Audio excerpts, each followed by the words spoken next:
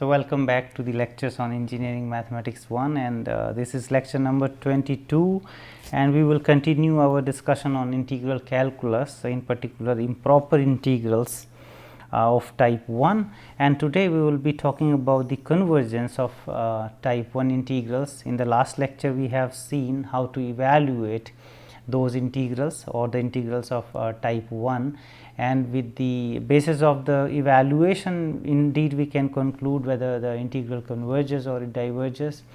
But today we will be talking about some test based on which we can conclude that the integral converges or diverges without evaluating the integral.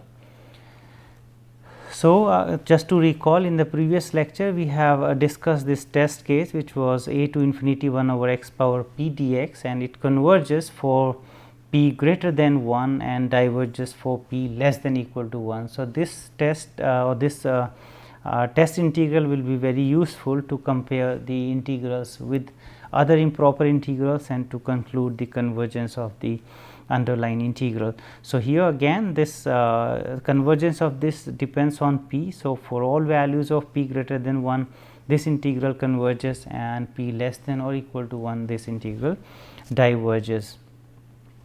So, here we have we will be talking about type 1 integrals. Again, to recall, we have this type 1 integral when our f x is bounded for any value of in this range a to b, and one of these a and b are infinity. So, or both are, so like minus infinity to plus infinity, that is also type 1 integral.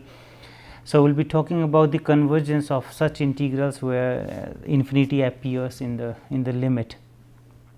So, this is a very useful test, comparison test. It is called comparison test 1. So, here we suppose that f and g are integrable over a range here a to c, where the c is greater than or equal to a, and there is another relation given that f is taking non-negative values and g is taking larger values than the values of f for any value of x greater than a. So, in that case we have this result that if this a to infinity f x dx converges, then this will converge if the integral a to infinity g x dx converges. So, here what is this integral? Integral g, so g is taking larger values than f.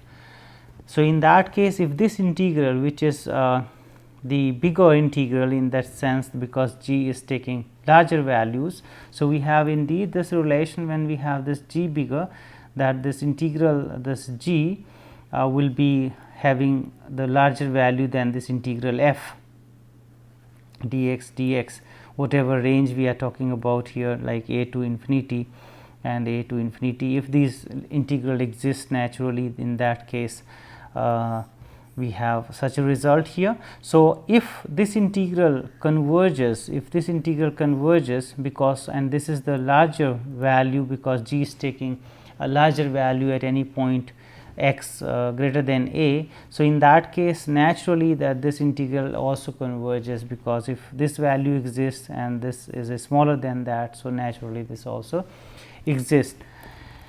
And there is another conclusion which we can conclude out of it, that a to infinity g x diverges if this integral diverges. So, if a to infinity f x, the smaller integral, this diverges, so naturally we can conclude that the integral over a to infinity of this g will also diverge, because this f is taking smaller values at any point x here greater than a, and if this integral exists, so naturally if it does not exist, this f with the smaller values, then naturally this will also not exist, this will also diverge.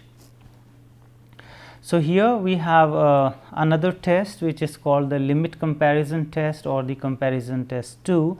So, this is again a useful test here. So, we have this f and g, they are integrable over the range a to c for any value of c greater than a, and we have again this, that f is taking non-negative values and g is strictly positive for all values of x greater than a. And then we will be talking about when we take this limit x approaches to infinity. So, if we take this limit x approaches to infinity f x over g x, f x over g x, we have two functions. We are actually getting this behavior that when x approaches to infinity of this ratio of the two functions, and if it comes to be just a k, a non-zero number, in that case we can conclude from here that the behavior of this f and g is similar when x approaches to infinity, because we are getting some constant there. So, regarding to these integrals where we have a to infinity f x dx, the type 1 integral, and this they will converge or diverge together. Because of this reason here we have the problem when x approaches to infinity, and what we have observed that this f x and g x, they behave similarly as x goes to infinity, and in that case we can easily conclude that. So, this integral a to infinity f x dx or this integral a to infinity g x dx, either both will converge or both will diverge when we get this limit as k non-zero number. So, we are not proving all these results, but by intuition we can see all these results that they hold here, for example. So, again as I said here, this behavior of both the functions is same as x approaches to infinity, and in that case we can conclude easily that if this converges, the other one will also converge, and if this converges, this will also converge. And this is going to be very useful, because for a given integral, suppose this f x is given, we will construct a g whose behavior is known, or the integral over this g is known, whether it converges or diverges, and based on the behavior of this integral we can easily conclude the convergence of the other integral. Further, what will happen if this k is 0, for example, k is 0 means that this is converging faster to infinity than this one, than this function, then only this will dominate here, the g will dominate, and then x goes to infinity, this will go to 0. So, in this case here g is a dominating function, therefore, we will get this k 0, and in this case if this g integral converges, so we have this function which is dominating as x approaches to infinity, then this f x, and if this converges, then naturally the other integral will also converge. So, that is again simple. So, because this limit is coming to be 0 as x approaches to infinity, so here the g is growing faster than f as x approaching to infinity. So, this is approaching to infinity faster than this one, and therefore, we are getting this limit 0 there. So, this is and that is the reason here, if this g converges, so the f will also converge, and again in the other way around, if this k is infinity here, so if this is approaching to infinity in the limiting case, this ratio, so in that case this f is dominating, and then if we can conclude that if g diverges, so if we have the result that this g diverges, so we can tell something about the integral f, which will also diverge, because this g the f is a dominating function. So, it is taking it is growing much faster than this one, and that is the reason we are getting infinity there. So, in that case this integral f will also diverge. So, these are the simple comparison tests which we have discussed, and now we will go for some problems, example problems. So, for example, this we will test now the convergence of this integral 1 to infinity dx over x and square root x square plus 1. So, we have to here now actually find another function which we can relate, or which is comparable to or similar to this as x approaches to infinity. Again we have the problem at infinity only, that is what we are talking about, these improper integrals. So, here we will see that how this function is behaving as x approaches to infinity. So, basically what usually we do here, so we take x, and here also we will take x common. So, we have then the 1 plus 1 over x square. So, this term will just approach to 1 as x approaches to infinity. So, will not create any trouble, and now we have here x square. So, 1 over x square. So, this function here, the given function, the integrand, is behaving as 1 over x square behaves as x goes to infinity, and that will help us to set the functions for comparison. So, we have this f, which is the integrand 1 over x square root x square plus 1, and we will take g as 1 over x square, because the behavior of this function is like 1 over x square. So, we have taken the second function g 1 over x square, and which is well known for us about this integral properties of this function.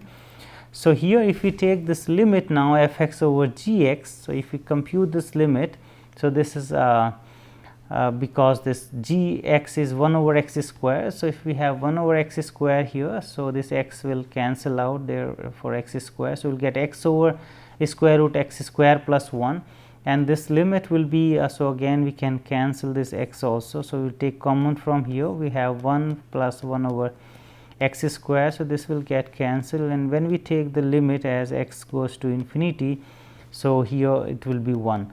So, we have this limit as 1,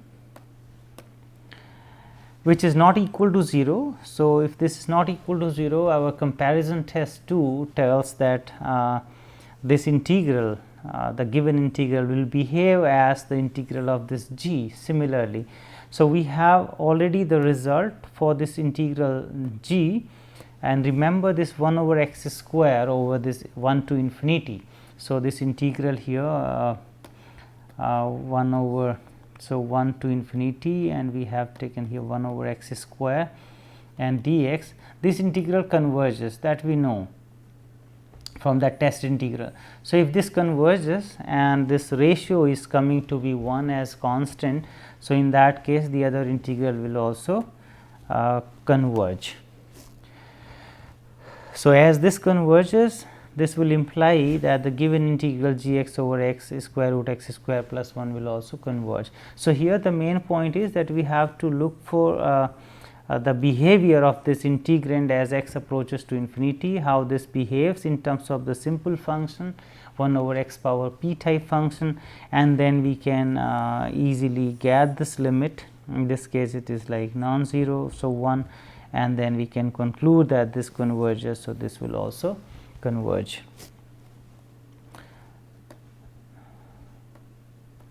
Well, so the next problem, we will test the convergence of this integral 1 to infinity, and we have x square divided by x power 5 plus 1 dx. So, in this case also we will approach same as before.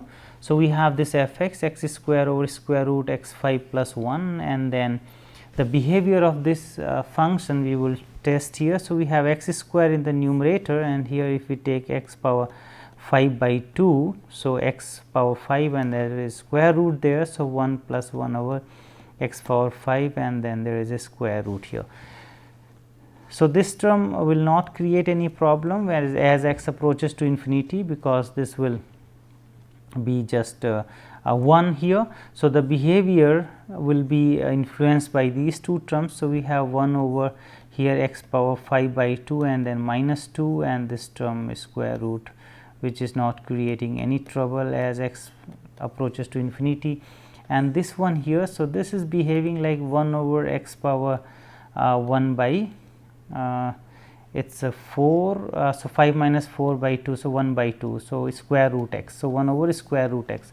So, this is behaving like 1 over square root x as x approaches to infinity. So, based on this, now we can select the function, we can choose the function g. So, g we have taken 1 over square root x, and now in this case we will take again this limit f x over g x. So, this limit here f x over g x will be x square, and then the square root x will go there, and we have here square root x power 5 plus 1, and we will take this x power 5 common from here. So, we will have x power 5 by 2, and we have also there x power 5 by 2. So, this limit will be coming as 1. So, again we are getting a non-zero limit here as the ratio of these two functions. So, both the integrals will behave the same. So, in this case we know about this g x integral, that this 1 over square root x. So, here the power of x power is half, which is less than 1. So, this basically diverges this integral, as this was the test integral, and we have the divergence whenever this power of this x is less than or equal to 1. So, this integral diverges, and since both the integrals will behave the same, so the integral given in the problem will also diverge by the comparison test. So, this will also diverge. So, we have proved the divergence of this integral again using this comparison test. So, this is again another problem where we will show that this integral 0 to infinity e power minus x square dx converges. So, in this case we will break this integral as 0 to 1 and e power minus x square dx and plus this 1 to infinity and e power minus x square dx. So, this is the trick very often we use to remove this part here 0 to 1, because this is a proper integral. So, this is not bothering us now. So, this is a proper integral, that means we have the value of this finite value of this integral. Now, we will discuss only this integral here. So, if it is a convergent integral, then everything will converge. If it diverges, naturally the given integral will diverge. So, here now to apply the comparison test, what we observe now that this e power x square, if we expand this one, so we have 1 plus x square plus x power 4 over factorial 2 and so on. This is the expansion, and this will be greater than always greater than x square term. So, we have all these positive term, whether x is strictly positive. So, for all x greater than 0 or x less than 0, this term is going to be larger than this x square term, because x square term already sits here. In fact, x is equal to 0 also. So, for all x this is true now. So, 1 plus x square, this will be larger than this one, because this is exactly the same term we have taken here, and all other are positive terms. So, in any case, this for all x this equality this inequality will hold, and now what we will do here. So, this we have the result now that e power x square is greater than x square. So, what we can invert it. So, we have e power minus x square, and then inequality will be changed here, and 1 over x square. So, we are not taking here x is equal to 0. Indeed, in our problem now x is larger than 1. So, this is naturally true for x larger than 1. So, we have this result that e power minus x square, our integrand here, is less than 1 over x square term. And we also know the test integral, that this test integral 1 to infinity 1 over this x square dx, that this converges. So, this converges, and then by this comparison test, because this function here 1 over x square is taking larger values than e power minus x square, and this integral, which is dominating integral, this converges. So, naturally this one will also. So, this will imply that this integral 1 to infinity e power minus x square dx also converges. And now this integral converges, and also this is a proper integral which converges. So, the given integral here, it will converge. So, this converges, which we want to show. So, this was easy by handling in this way, that we have taken these two integrals into consideration. The idea was, because if x is greater than 1, we can easily, in fact, is not equal to 0, we can just revert it here 1 over x square, and by breaking into two integrals, that helped, because the first one was the proper one, and now we have x greater than 1 anyway. So, it converges, and then both the sum converges and the original, the given integral converges. So, now we will take one more example. So, show that this integral 0 to infinity sin square x square dx converges. So, in this case we will also deal this, because at x is equal to 0 we have this problem here with x. So, let us just break again this 0 to 1 and then sin square x over x square dx, and plus then here 1 to infinity the rest sin square x over x square dx. And this the first integral here is a proper integral, we have discussed already in the last lecture, because this limit as x approaches to 0 is finite. So, this is a proper integral, because that was the only problematic point as x approaching to 0, but this limit is finite, and in that case we do not have any problem in the integrand even when x approaches to 0. So, this is a proper integral. The second one now we will discuss that this also converges, and the reason is clear, because the integrand which is given here sin square x over this x square, this is always less than equal to 1 over x square, and we know that the integral 1 to infinity, that test integral 1 over x square dx, that also converges. So, here this is a dominating integral, because this 1 over x square is taking larger values than the sin square x over x square, and this integral converges. So, by comparison test we know that this integral sin square x over this x square dx 0 to infinity will also converge. So, this will also converge based on this test integral, which was 1 over x square 1 to infinity dx, this converges. So, here this was the dominating integral. So, naturally this will also converge. So, we will take another example now. Here we will show that this integral x tan inverse x over 1 plus x 4 1 plus x 4 power 1 by 3 dx diverges. So, now we will show here that this integral diverges. So, let us take this f x, the integrand term. Let us assume that this is f x. So, our f x is x and tan inverse x over 1 plus x 4, and we have here 1 by 3. So, this x we can bring to the denominator. So, tan inverse x, and we have x here, and this x 4 also will take out of this, because we want to see the behavior as x approaches to infinity. So, in that case we take this x power 4 by 3 here out, this is x power minus 1, this x, and then we have again here x power minus 4 plus 1. So, 1 plus x power minus 4, and this 1 by 3. So, as x approaches to infinity, this will be 1, and here also x approaches to infinity, this will be also a constant term pi by 2. So, mainly the behavior of this we can see by this term here, which is x power. So, 1 over x power 1 by 3,